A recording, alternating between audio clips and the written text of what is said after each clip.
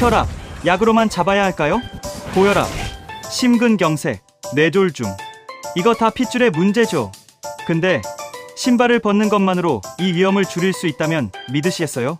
오늘은 맨발 걷기가 혈액 점도, 심혈관, 그리고 혈압에 어떤 영향을 줄 수 있는지 최신 연구와 실제 메커니즘까지 한번 싹 파헤쳐 보겠습니다. 참고로 이 영상 하나로 혈압약 끊으려고 보신다면 큰일 납니다. 끝까지 들으셔야 돼요. 요즘 한국에서도 맨발 걷기, 접지, 어싱이라는 말 진짜 많이 들리죠. 혈압 떨어졌다, 고지혈증 좋아졌다, 심지어 암도 좋아졌다는 말까지 섞여서 완전 건강 만능템처럼 포장되기도 합니다. 결론부터 말씀드릴게요. 암을 고친다, 그건 과장입니다. 과학적으로 입증되지 않았어요. 하지만 혈액 점도라든지 심혈관 위험 요인, 그리고 혈압에 도움이 될 수 있는 변화들은 실제 연구에서 관찰이 됐습니다. 오늘은 이 사이의 경계를 명확하게 나눠볼게요. 어디까지가 팩트고 어디부터가 과장인지. 먼저 혈액 점도부터 이해하셔야 됩니다. 혈액 점도, 쉽게 말하면 피의 끈적함이에요. 피가 진득해지면 어떻게 될까요? 혈관 안에서 잘 안 흐르고 벽에 더 많이 부딪히고 피떡도 잘 생깁니다. 실제로 혈액 점도가 높을수록 심혈관 사건 위험이 최대 3배까지 높다는 연구들도 있어요. 이때 중요한 게 바로 적혈구의 제타 포텐셜이라는 건데요. 어려운 말 같지만 간단히 말하면 적혈구 표면의 전기적 반발력입니다. 서로를 밀어내는 힘이죠. 이 전하가 강하면 적혈구들이 서로 딱 달라붙지 않고 피가 더 잘 흐르고 점도도 낮아집니다. 적혈구들이 서로 달라붙어 덩어리진 모습, 접지 후 서로 떨어져 알알이 흩어져 있는 모습 그래픽. 맨발 걷기, 특히 땅과 정기적으로 연결되는 접지를 해보면요, 시험에서 적혈구 제타 포텐셜이 평균 23배 가까이 증가했다는 결과가 있습니다. 같은 사람 피인데 접지 전에는 적혈구가 덩어리로 엉겨붙어 있던 게 접지 후에는 알알이 흩어져 있는 모습이 실제 사진으로도 찍혀 있어요. 즉, 맨발로 땅을 밟으면 지구에서 전자가 들어와서 적혈구 표면 전하를 높이고 혈액을 덜 끈적하게 더 잘 흐르도록 만드는 효과가 있다는 거죠. 당연히 이러면 심장 입장에서는 좀 더 편해지고 심혈관 질환의 주요 위험 요인 중 하나가 줄어드는 셈입니다. 스트레스 받는 직장인, 맥박 뛰는 그래픽, 혈압계 숫자 올라가는 화면, 심박 변이도 HRV, 코르티솔 리듬 관련 그래픽. 자, 이제 혈압 이야기를 본격적으로 해볼게요. 혈압은 심장이 얼마나 세게, 얼마나 자주, 얼마나 끈적한 피를 얼마나 딱딱해진 혈관으로 밀어넣는가의 결과입니다. 맨발 걷기는 여기서 3가지에 동시에 영향을 줄 수 있다는 가설이 있어요. 첫째, 아까 말한 것처럼 혈액 점도를 낮춰서 혈액이 더 잘 흐르게 만들고, 둘째, 염증과 산화 스트레스를 줄여서 혈관벽이 덜 손상되게 하고, 셋째, 자율신경을 안정시켜서 교감신경, 그러니까 긴장 흥분 모드의 브레이크를 살짝 밟아주는 거죠. 실제로 접지 후에 심박 변이도 HRV가 좋아지고 수면 질이 올라가고 스트레스 호르몬인 코르티솔 리듬이 안정됐다는 연구들이 있습니다. 심플하게 말하면 몸이 전투 모드에서 휴식 모드로 조금 더 자주, 조금 더 깊게 들어가 준다는 거예요. 이게 쌓이면 어떻게 될까요? 혈관이 조금 더 잘 이완되고 말초혈관 저항이 내려가면서 혈압에도 긍정적인 영향을 줄 수 있습니다.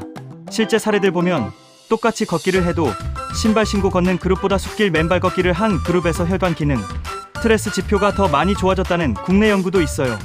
다만 여기서 중요한 건 이게 고혈압약 끊어도 된다 수준의 근거는 아니라는 겁니다. 아직은 경향성이 보인다 정도예요. 아마 이런 썸네일 많이 보셨을 거예요. 맨발 걷기 한 달 했더니 혈압이 20 내려갔다, 고지혈증, 당뇨 해결 같은 문구들. 여기엔 함정이 하나 있습니다. 이분들 보통 맨발로만 걷는 게 아니에요. 같이 뭘 하냐면 체중도 줄이고 식단도 바꾸고 운동량도 늘리고 스트레스 줄이려고 자연도 더 자주 가고 잠도 신경 씁니다. 그러니까 우리가 과학적으로 딱 집어서 말할 수 있는 건 맨발 걷기가 포함된 라이프 스타일 변화가 혈압에 도움이 됐다까지는 말할 수 있어도 맨발만 벗어서 해결됐다고 말하긴 매우 어렵다는 거죠. 그래도 분명한 건 걷기 자체가 혈압에는 확실히 좋고 그 걷기를 맨발로 자연 속에서 접지까지 되도록 하면 혈액 자율신경 스트레스 쪽에서 플러스 알파를 줄 가능성이 있다는 겁니다. 그럼 실제로 어떻게 해야 할까요? 실전 가이드 드릴게요. 1단계, 어디서 걸을 것인가. 아스팔트, 콘크리트, 뜨거운 인도는 피하는 게 좋습니다. 발바닥도 다치고 접지 효과도 떨어져요. 흙길, 잔디, 모래사장처럼 자연 지면이 가장 좋습니다. 2단계, 얼마나 걸을 것인가. 처음이라면 10분에서 20분 정도, 주 34회 시작해보세요.